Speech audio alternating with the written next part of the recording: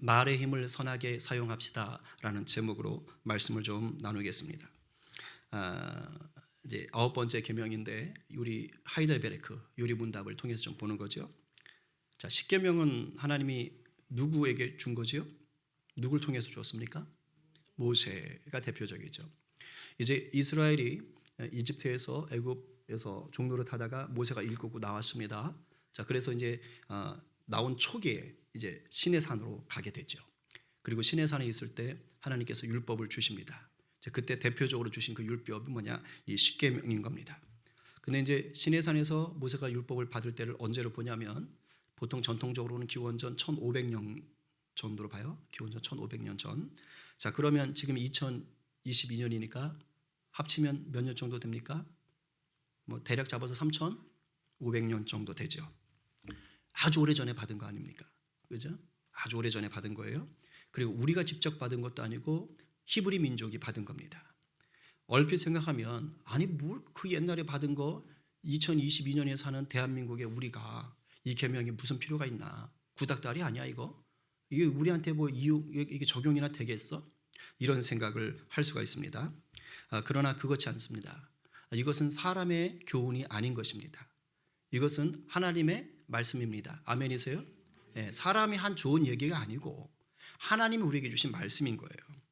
하나님의 말씀은 누구에게 언제 주어지든 그것은 모든 사람의 것, 모든 시대를 위한 말씀인 줄로 받으시기 바랍니다. 그렇기에 오늘 우리가 이렇게 하이델베르크 요리 문답을 통해서 십계명 말씀을 배우며 은혜를 누릴 수가 있는 거예요.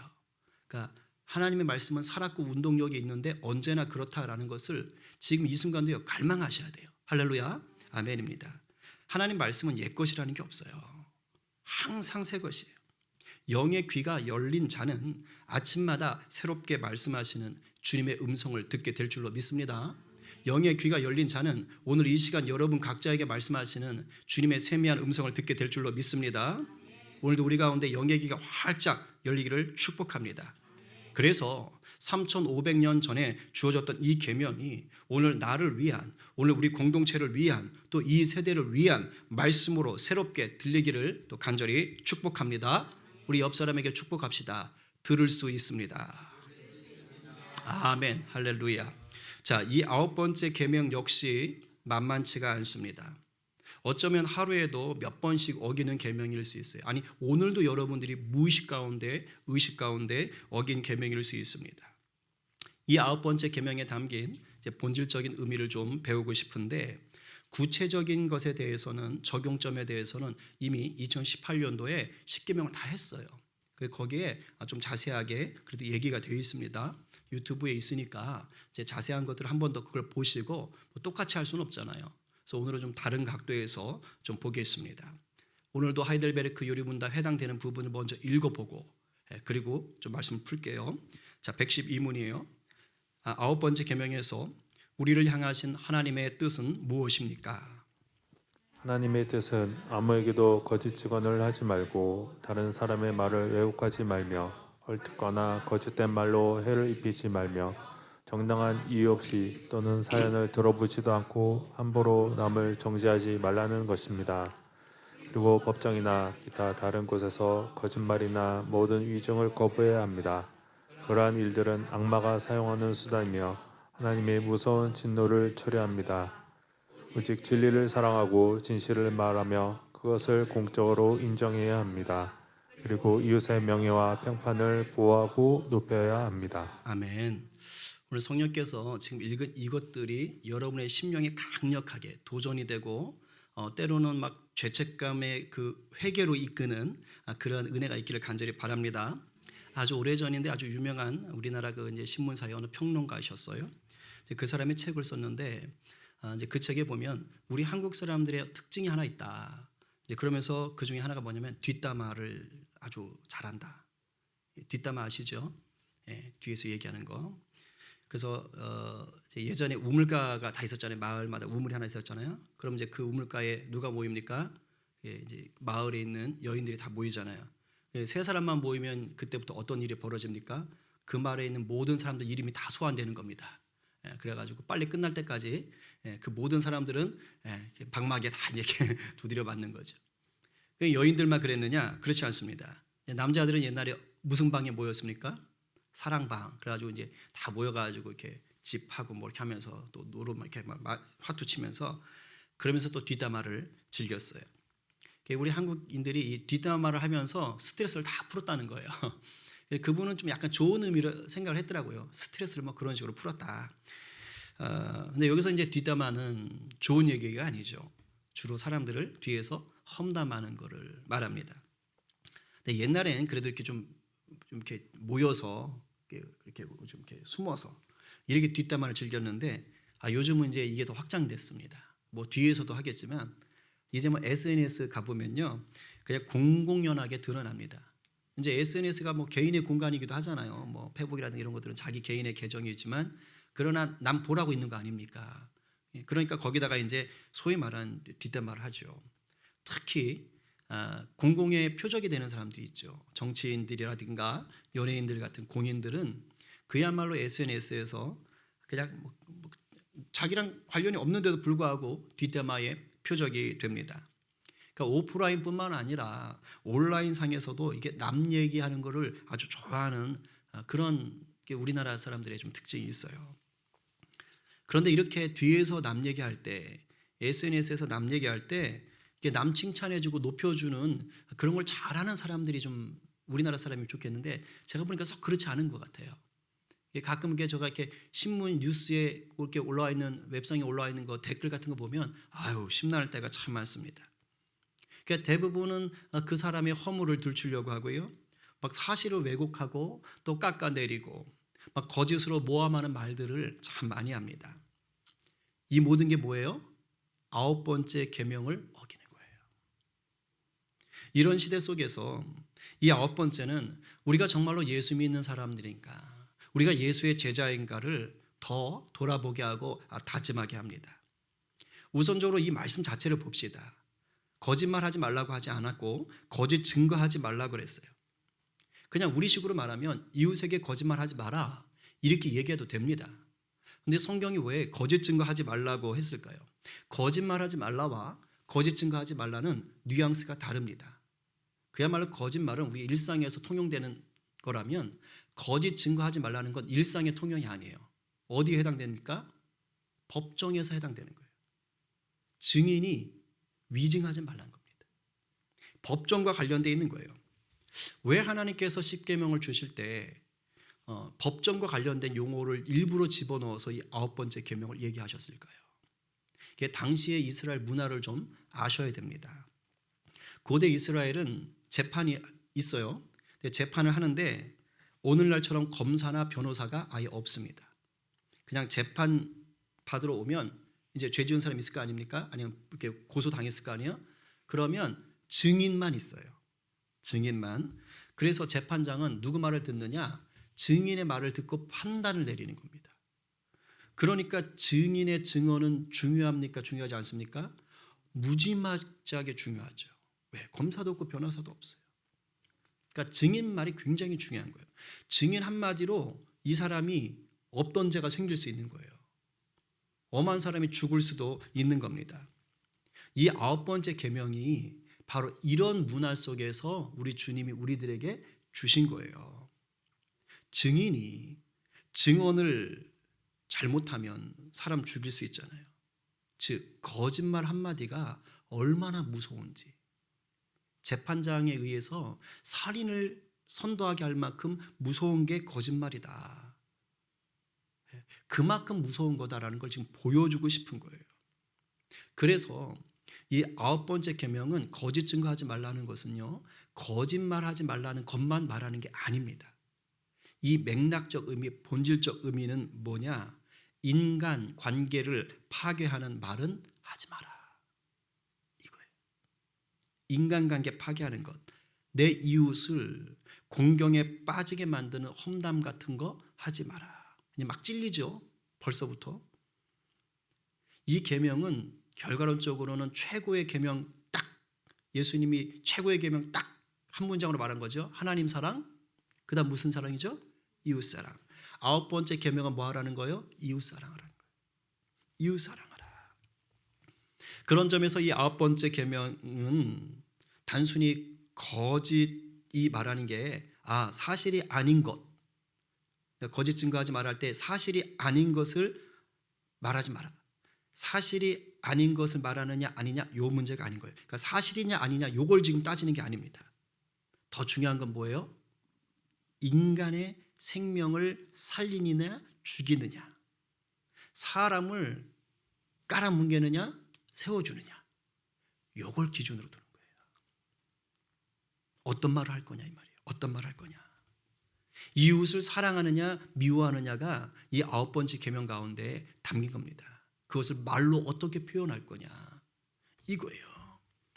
이 아홉 번째 계명의 의도를 잘 보여주는 게 성경에 있습니다. 북이스라엘에 아주 나쁜 왕 아합이 있었는데요.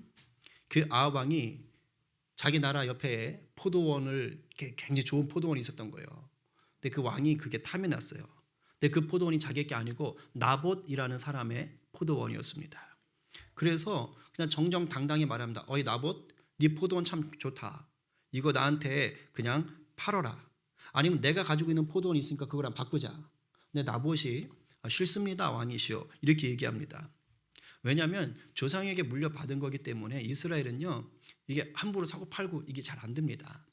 그래서 싫다고 얘기한 거예요. 그러자 왕이 나 저거 갖고 싶은데 저 녀석 나한테 안 주고 막 이러고 있었던 겁니다. 그랬더니 아합 왕의 아내가 누굽니까? 굉장히 유명해요. 이씨예요. 이세벨, 그죠? 또 한국인인가 이러면 안 됩니다. 아셨죠? 네, 이세벨. 근데 이세벨이 딱 본 거예요. 그 남편이 포도, 포도. 이러고 있으니까 왜 그래? 딱 그런 거예요. 그러니까 저 나봇이네 포도밭이 너무 좋은데 저걸 나한테 팔려고 그러는데 저놈이 안 주네. 그래? 내가 해줄게. 이렇게 얘기한 겁니다. 그래가지고 이 이세벨이가 이제 지역에 있는 그 장로들 귀족들에게 거짓말 편지를 보내는 거예요. 그리고 나서 불량배 2명, 질이 안 좋은 사람 2명을 증인으로 이제 쉽게 말하면 조작한 겁니다. 그래서 증인을 세워서 어떻게 하느냐? 나봇이 하나님과 왕을 저주했다. 내가 그 얘기를 들었다. 근데 이스라엘은요 증인을 2-3명 세워야 되거든요. 그럼 죄가 확정돼요. 그냥 빼박입니다.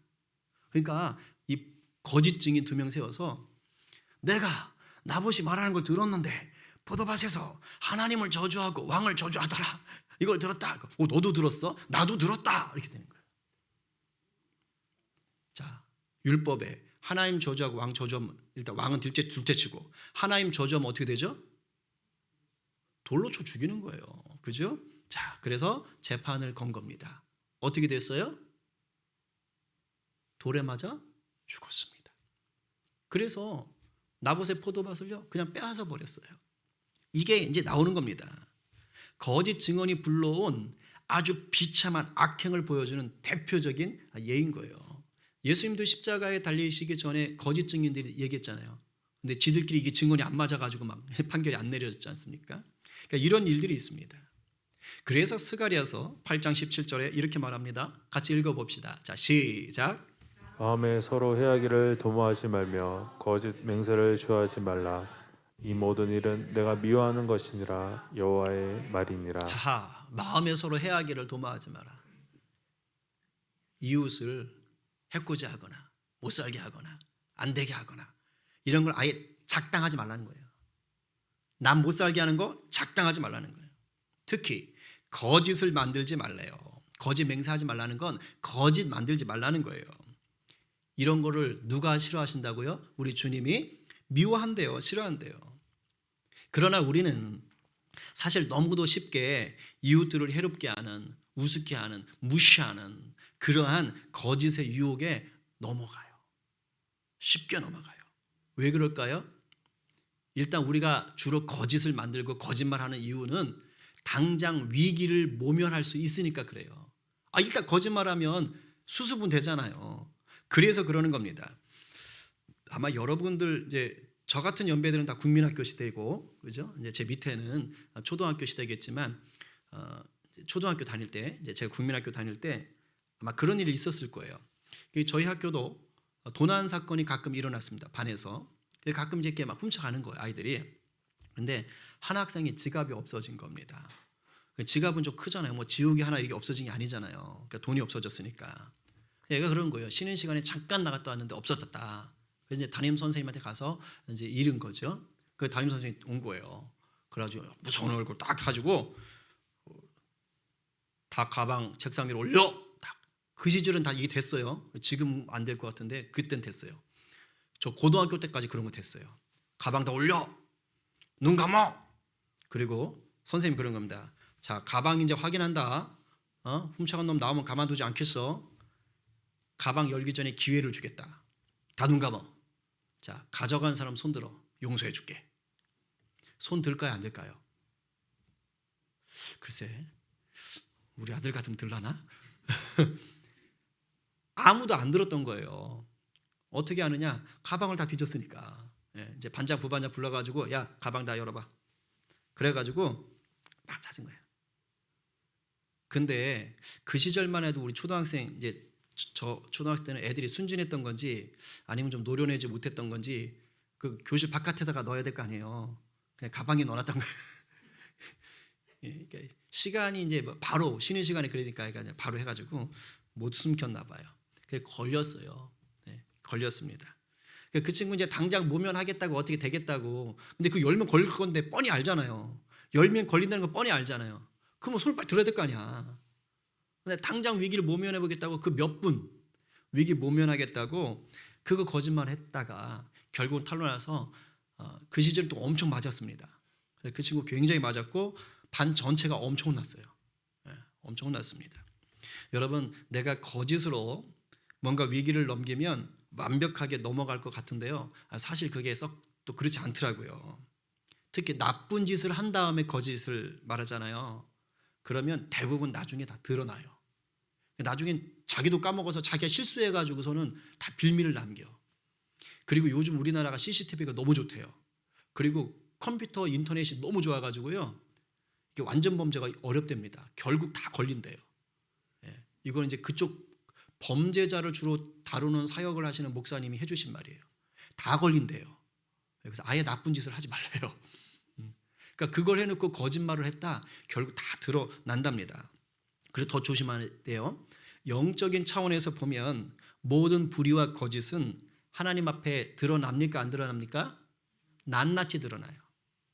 사람은 속일 수 있어요. 그러나 불의와 거짓을 행하는 그 순간 하나님 앞에 그냥 확 드러나는 것입니다. 여러분, 그걸 명심하셔야 돼요.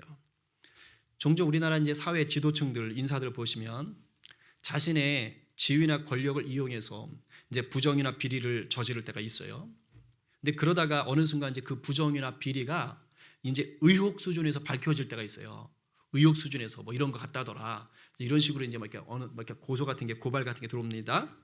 그때 의혹 수준에서 밝혀졌을 때, 제가 잘못했습니다. 제가 부정과 비리를 저질렀습니다. 죄송합니다. 이렇게 자백하는 정치인들 보셨습니까? 저는 제 기억상으로 저는 한 번도 못 봤어요. 다 의혹 수준에서 그런 게 나오잖아요. 그럼 이구동성으로 그런 일 없다. 저건 조작이다. 모함이다. 뭐 한 거예요? 다 거짓말하는 경우가 많습니다. 이건 제가 보니까 뭐 정당 차이 없어요. 다 그래요. 뭐 다 그래요. 그런데 많은 경우는요, 얼마 뒤에 그 의혹 수준은요, 대부분은 사실로 다 드러나더라고요. 그래서 뭐 이제 뭐 다 잡히는 경우도 있고 그래요.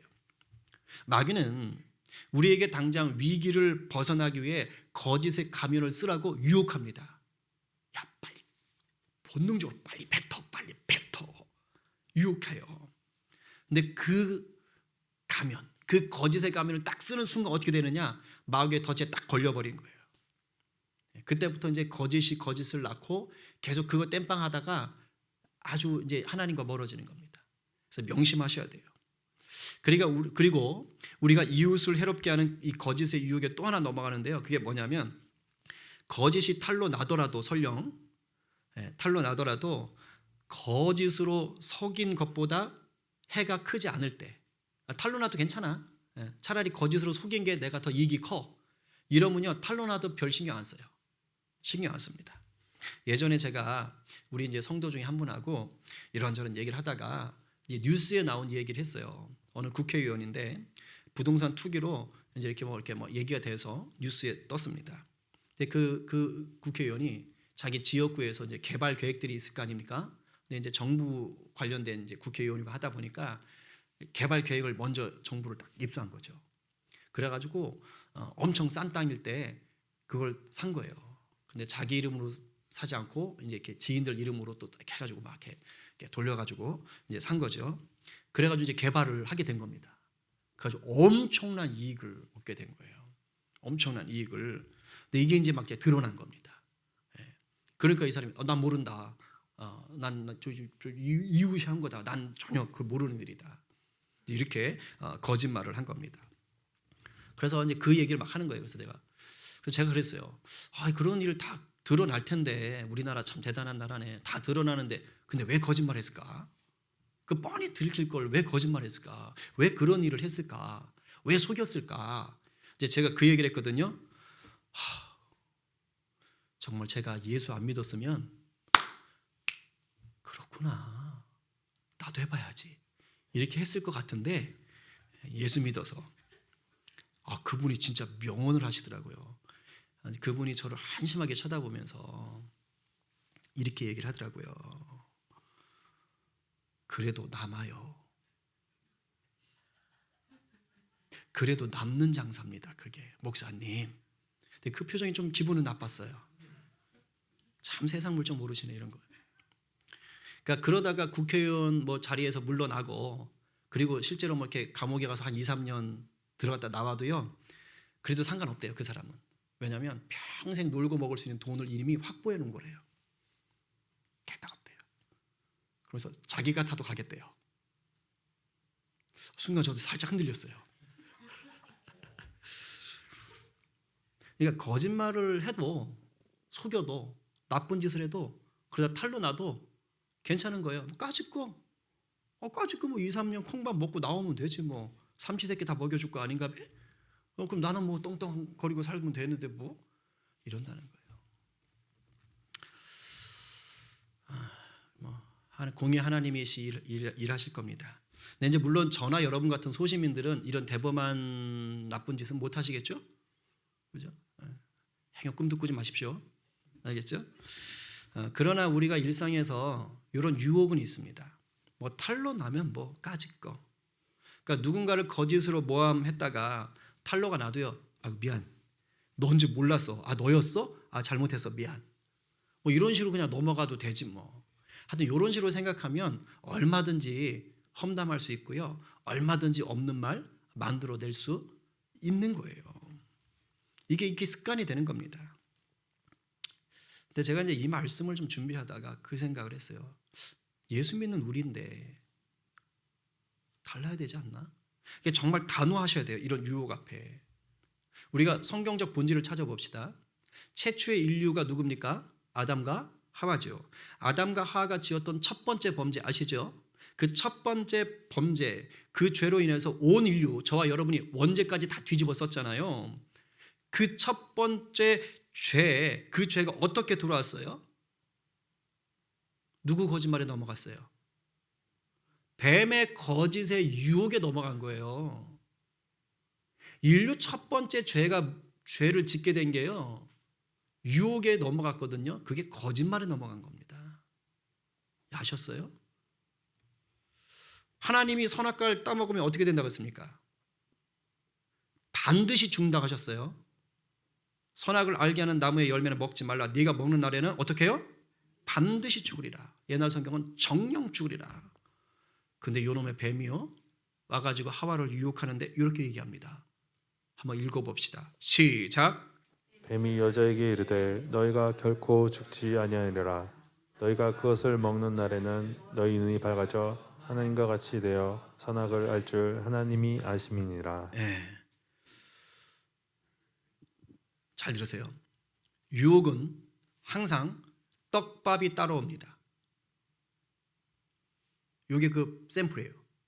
유혹은 떡밥이 따라와요. 제가 그 생각했어요. 만약 뱀이 하와한테 와가지고 선악과를 먹어도 결코 죽지 않아. 여기까지만 얘기했다면 하와 안 넘어갔을 것 같아요. 아이, 그래도 뱀하고 하나님하고 급수가 있지. 그래서 하나님 말씀이 좀 무게감이 있죠. 그냥 뱀이 와서 야, 에이, 안 죽어 안 죽어, 결코 죽지 않아. 그 정말 들으면 너 뱀 주제. 제가 하와라면 그렇게 했을 것 같아요.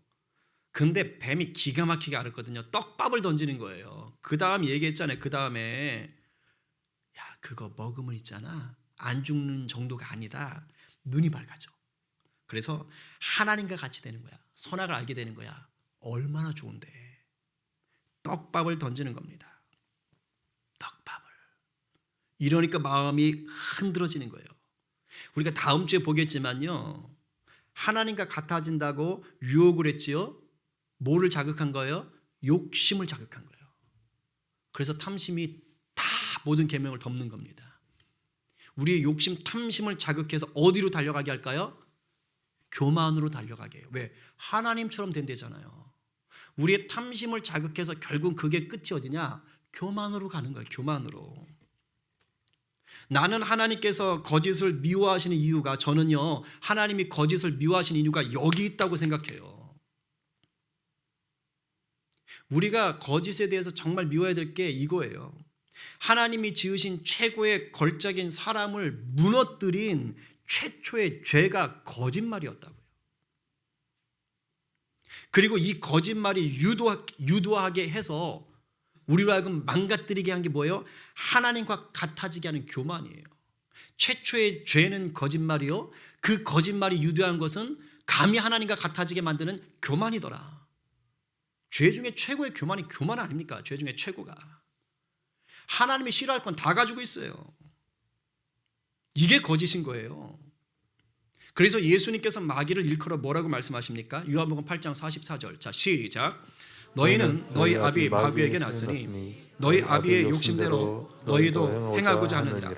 그는 처음부터 살인한 자요, 진리가 그 속에 없으므로 진리에 서지 못하고 거짓을 말할 때마다 제 것으로 말하나니 이는 그가 거짓말쟁이요 거짓의 아비가 되었습니다.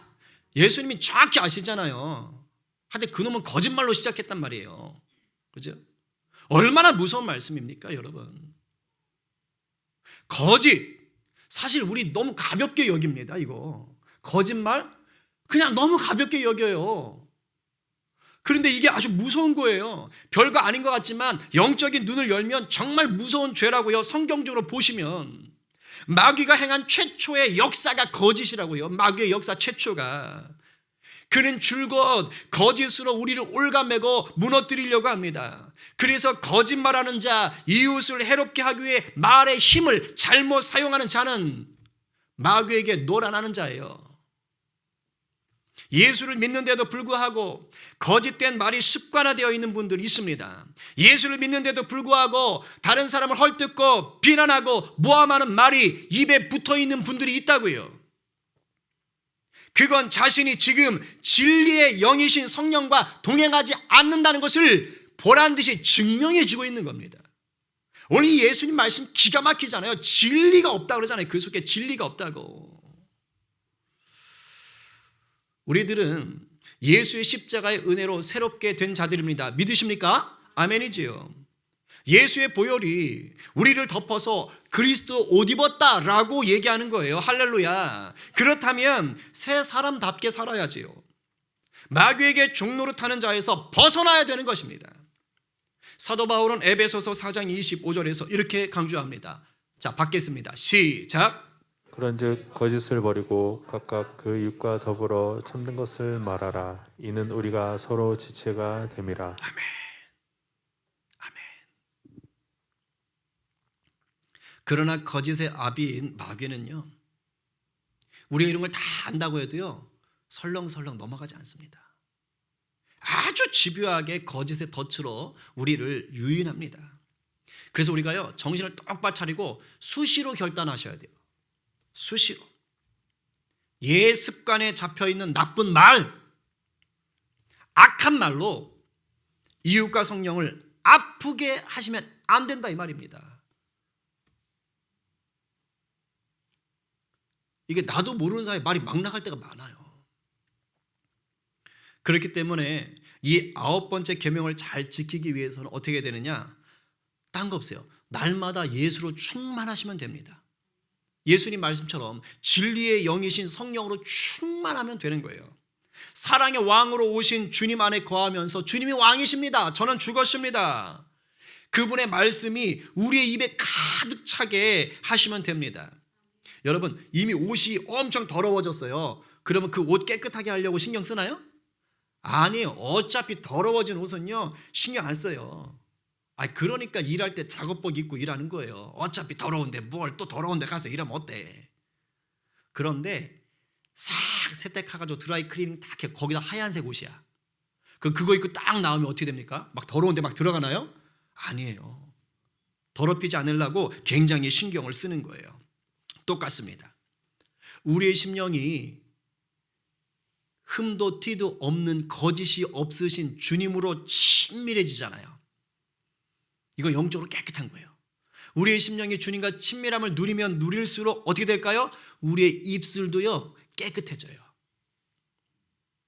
우리가 친밀함을 누리면 누릴수록, 주님으로 가득 찰수록 우리의 입술이요, 이 거짓의 말, 나쁜 말, 다른 사람들을 해코지하는 말, 무너뜨리는 말, 모함하는 말, 공경에 처하게 하는 말을 하는 것 자체가 어떻게 될까요? 힘들어집니다.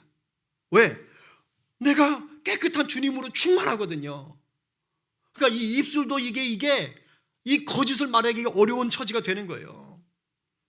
그리고 내가 좀 이익 보겠다고, 내가 좀 만족을 얻겠다고 거짓말 하는 게요, 고통스럽습니다. 막 잠깐 유혹이 오더라도요, 예수님으로 막 깨끗해져 있으니까 유혹 안 돼. 안 돼. 힘들어요. 말하는 게 힘들어요.